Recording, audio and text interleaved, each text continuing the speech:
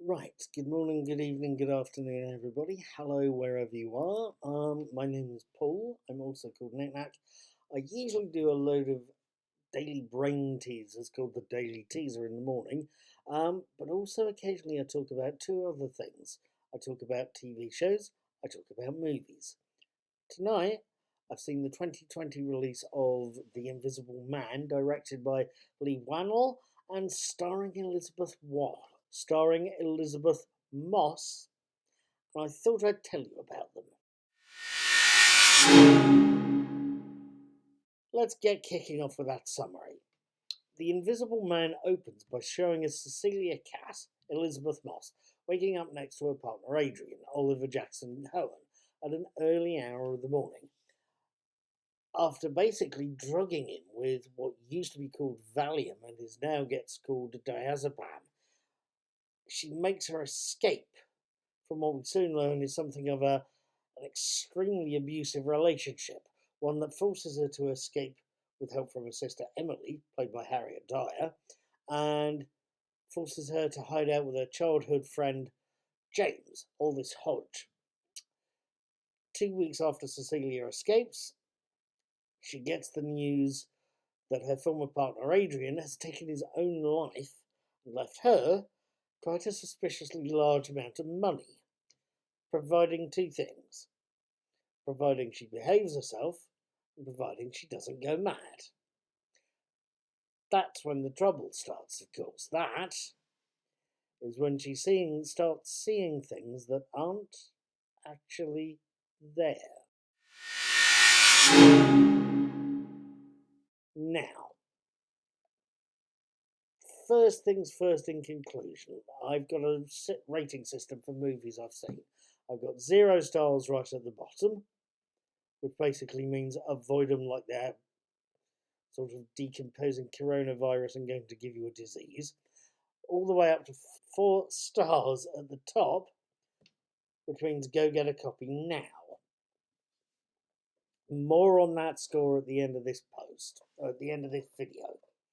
I mention it because, of course, you'll be expecting me to let you know how well I think The Invisible Man's done, what I think it's like.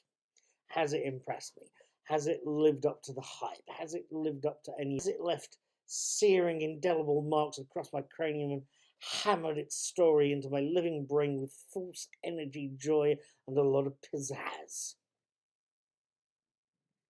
Not necessarily. I am not going to tell you that The Invisible Man, or this one, is a bad film. It's not. It's very good. It's got a very strong central performance from Elisabeth Moss, and it's got equally strong supporting performances from Hodge, Dyer, and Michael Dulman as Cecily's lawyer brother-in-law Tom, who's played by Michael Dulman from For All Mankind, I should add here. The effects are great.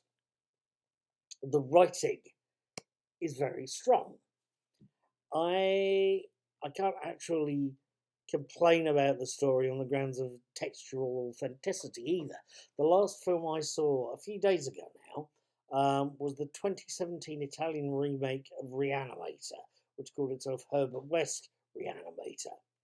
And despite having H.P. Lovecraft's name on the poster, it really didn't have much to do with Lovecraft's tale.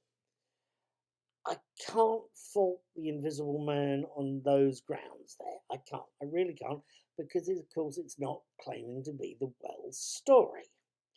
It's just a story about an invisible man, not the invisible man, if you follow me. Where the Invisible Man possibly falls down is the gear change. It seems to change gear or change directions about halfway through.